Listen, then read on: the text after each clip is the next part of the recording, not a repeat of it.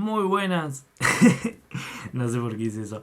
Pero bueno, la verdad es que se vinieron muchos proyectos. Para los que me siguen en Instagram se habrán dado a enterar que iniciamos con un nuevo proyecto llamado Movie Kingdom, donde vamos a estar abarcando todo lo que son las críticas a todo lo que tiene que ver con las películas y al mismo tiempo las noticias que tratan en el mundo del cine. Obviamente con todo esto surgió como una problemática sobre qué contenido por ahí iba a subir al canal, siendo que no quería que solamente sea gameplay, ya que en este momento solamente me queda la serie de Star Wars. Entonces era como que toda esta semana se estuvo como reorganizando, sabiendo qué podía empezar, qué no. Y hay un tema que me gusta demasiado, creo que lo voy a abarcar más que nada, que es el detrás de todas las películas. Por el momento no voy a cesar un poco lo que es la actividad del canal. Sí, lo que voy a hacer es por ahí, no sé si todas las semanas, porque no llego con el tiempo, pero voy a estar viendo cuándo subo, cuándo no, en todas esas cosas. Cualquier cosa tiene mi Instagram abajo, donde voy a estar avisando todas las noticias y demás. Así que nada, decidí, sinceramente, aprovechando el estreno que va a estar ahora, traerles esta historia que creo que es muy interesante de contar y creo que a todo el mundo nos puede interesar, y es justamente sobre qué pasó detrás de la historia verdadera del Conjuro 3. Quédense conmigo. Ahora sí, apagamos las luces, nos ambientamos un poco en este clima oscuro, porque es una historia que verdaderamente atrapa y verdaderamente te da a pensar. Y hay dos polos donde uno debe pensar más que nada. No es una historia que directamente se puede tomar.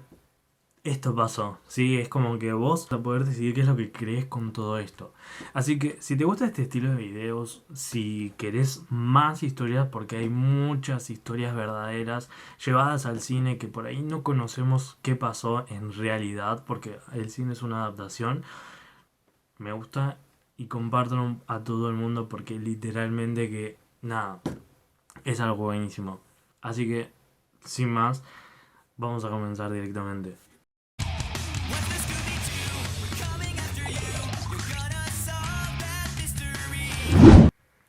El caso real que hay detrás del Conjuro 3 inició después, digamos, inició como en un tiempo donde había mucho en la cultura pop lo que era la cosa del satanismo, del oscurantismo, debido a películas como El bebé Rosemary y como El exorcista, que había salido justo para esos momentos.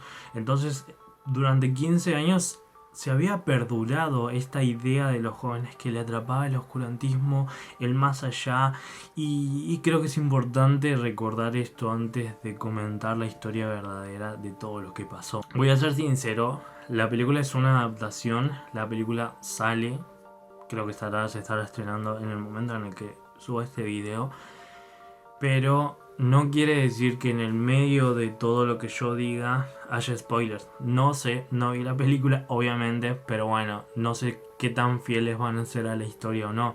Pero decidí que es muy interesante contarla.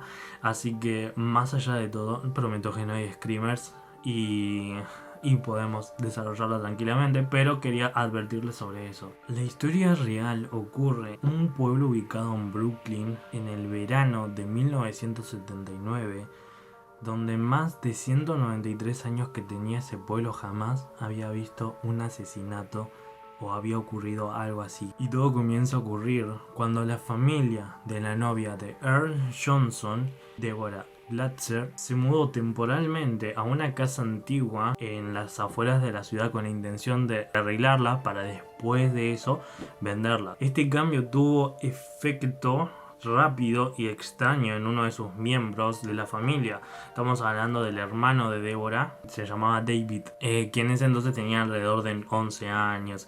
Básicamente el menor afirmaba que veía a un viejo demacrado y quemado por el sol que le decía tengan cuidado, según el informe que les dejaron al New York Times en su época. Según David, estas apariciones como que se fueron evolucionando y cada vez eran peor, iban cambiando y sus advertencias se terminaron subiendo de tonos hasta convertirse en amenazas directamente. Este anciano demacrado se volvió cada vez menos humano, según lo que él redacta. Dicen que tuvo un aspecto bestial, con grandes ojos, con dientes afilados, cuernos, pezuñas y lo amenazaba con apoderarse de su alma. Earl Johnson, como era el novio de la hermana menor, estaba afectado también por lo que le pasaba al chico. Entonces intentaron ayudarlo con su familia,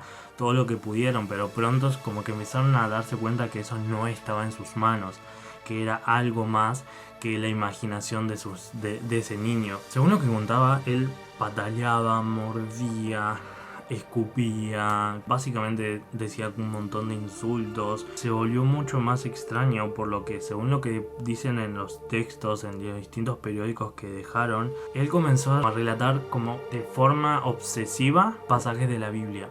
Y no solo eso, sino también pasajes de un poema llamado Paraíso Perdido de John Milton. Al azar lo tiraba así como así. Para los que no saben, este texto es una prosa poética donde el texto en sí lo que dice es que si Dios es tan bueno y si Dios lo puede todo, ¿por qué permite la maldad? ¿Por qué deja que haya maldad en todo esto? Entonces dice que el niño, sin conocimientos previos, como que tiraba pasajes de la Biblia y al mismo tiempo recitaba este poema así, de la nada. Todo se empezó a complicar cuando el menor comenzaba a tener muchos rasguños, tenía hematomas que nadie podía explicar. Dice que en el colchón donde él estaba aparecían quemaduras, como marcas que nadie explicaba, y el chico también. Aparecía de esa forma, como pareciera como que él luchaba contra manos invisibles, básicamente que le apretaban el cuello o a veces lo sacudían violentamente, como si fuera un peluche. Es ahí cuando la familia ya no puede más y se convencieron de que estaba poseído por el diablo. Lo que hicieron fue pedirle la ayuda de Ed y Lorraine Warren, que como saben son expertos en demoniología en su momento y practicaban muchas de estas cosas y hacían como mucho de este tema. Justo habían tenido como esa experiencia en Amityville ellos dos, por lo que su fama había sido disparada a todos lados. Llamaron y se vieron muy interesados en esta historia, entonces decidieron recurrir. Mientras conversaban, Lorraine sentía como que el niño sí tenía algo, porque dice que vio como una sombra que lo acompañaba a él a todos lados y lo sentía como ligado a una fuerza negativa. Pero en cambio Ed, lo que él afirmaba era que después de la entrevista que tuvieron, no solamente él estaba infectado con un demonio, sino que tenían 43 demonios dentro de sí mismo. Es ahí cuando no dejan pasar esto y lo que hacen es directamente pasar al exorcismo, y le realizaron 3 exorcismos a este nene de 11 años, de los cuales dicen que cuando se producía era tan fuerte que casi como que no lo soportaba. En los exorcismos dice que el chico agarraba y comenzaba a levitar, según lo que comentan las personas y los libros de los Warren. Comenzaban y terminaban levitando así, en la mesa. Ahí fue cuando, en este punto, donde ya habiendo practicado 3 exorcismos, ver que el chico estaba levitando, Johnson, acuérdense que era el novio de la hermana de David, se desesperó tanto que dicen que le rogó al demonio que deje en paz al hermano, o sea, que deje en paz a David y que lo tome a él. Pero según dice, lo que comentan Ed, es como que este acto lo salvó al hermano pequeño, o sea, como que este acto salvó a David, pero lo condenó a él mismo. Se dice que desde entonces, desde que pasó esto, el joven de 19 años por ese entonces comenzaba como a tener comportamientos muy extraños, empezaba a gruñir, alucinaba, y por momentos, cuando pasaba todo esto, el chico no tenía memoria de nada. Cuando él comenzaba a gruñir y todo eso, es como que no tenía. Entonces él ya sabía como que empezaba a combatir a sí mismo con una fuerza que no podía controlar. Hay una historia que dice que el mismo diablo se apoderó de él cuando estaba conduciendo, que lo hace chocar contra un auto, de lo cual, por suerte, gracias a Dios, como sea, salió ileso, pero lo que él afirma es que en ese momento le habían apoderado de su cuerpo y por eso él no tenía control. Es ahí cuando Deborah y Johnson, las dos parejas, deciden cambiarse de casa para dejar un poco atrás todo esto que estaba pasando y se van a un departamento. Deborah comienza a trabajar para su arrendero, que se llama Alan Bono. Supongo que está en inglés, así que no será Bono, sino será Bon. Pero no sé pronunciarlo, no sé cómo se pronuncia. En la perrera local. Y Johnson a su vez, ¿no? Entabló una amistad grande con Bono. Y a menudo que como que se dejaba el trabajo, comenzaba a pasar más tiempo en la perrera y todo lo demás. Bueno, es así como un 16 de febrero de 1981, Johnson llamó al trabajo como podador de árboles para reportarse enfermo y así poder reunirse con Glatzel y Bono en la perretería, en la perrera. Los tres después de ahí salieron a almorzar y bueno, Bono decidió beber como más de la cuenta. Es en esa tarde cuando ellos regresaron al departamento de Bono, que estaba sobre la perrera, donde los hombres, es decir, Johnson y Alan, tuvieron una discusión muy repentinamente, o sea, de la nada. Según lo que afirma ahí el abogado del juicio, Johnson sacó una navaja de su bolsillo y gruñó antes como un animal, y fue ahí cuando fue a por Alan directamente.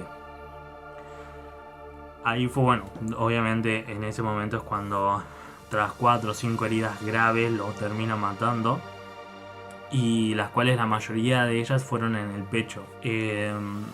No murió en el momento, eso sí, lo que hicieron fue obviamente llevarlo al hospital y en el transcurso, bueno, murió. Ponele que después de ese lugar, Johnson comenzó a caminar sin tener ninguna idea de lo que pasó. Dicen que lo encontraron 5 kilómetros después, 5 kilómetros lejos de ese lugar, pero estaba completamente aturdido y no tenía recuerdos de nada de lo que había pasado. Una vez preso, cuando estaba pasando todo esto, comienza el juicio donde tenían que estarla y Lorraine llama a testificar y ella es la que les da a entender que él fue poseído por un demonio. Esto fue un bombardeo mediático enorme, ya que no solamente se habló de este tema, sino también los Warren hablaron sobre derechos de autor, libros que iban a sacar.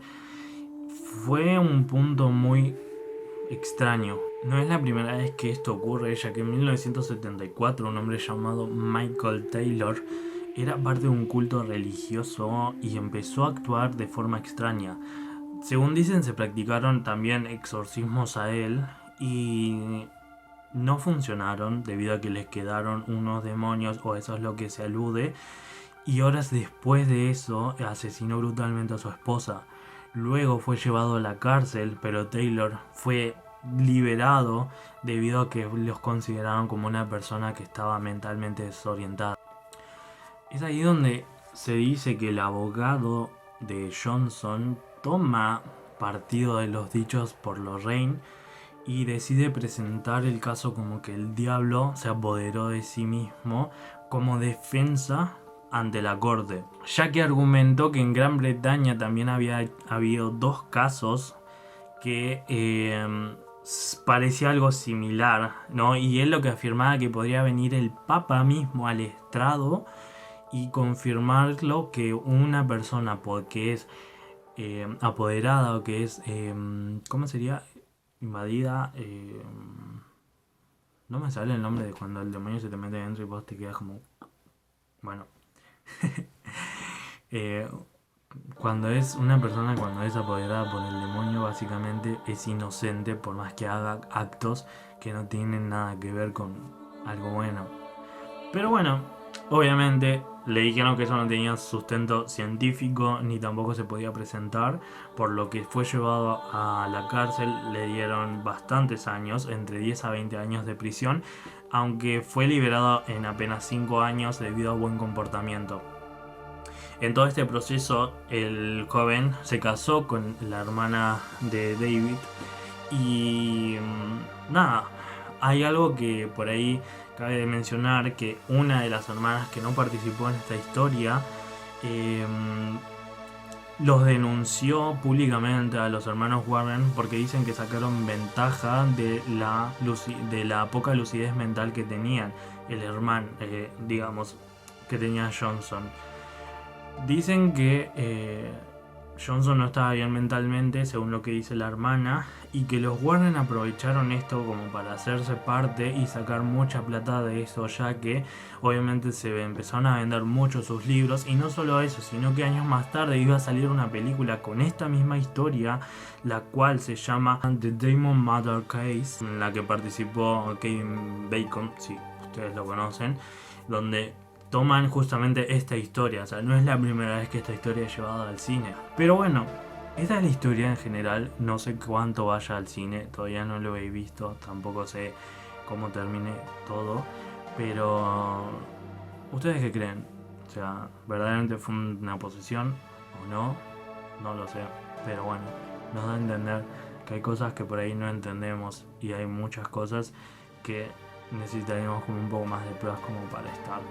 Así que, vuelvo a insistir, si les gustó esto, no deben dejarse un me gusta y nos estamos viendo. Si veo que les gustó demasiado, podemos buscar muchas más historias de terror o historias que fueron llevadas al cine, que literalmente tenemos para hablar por un mes más o menos.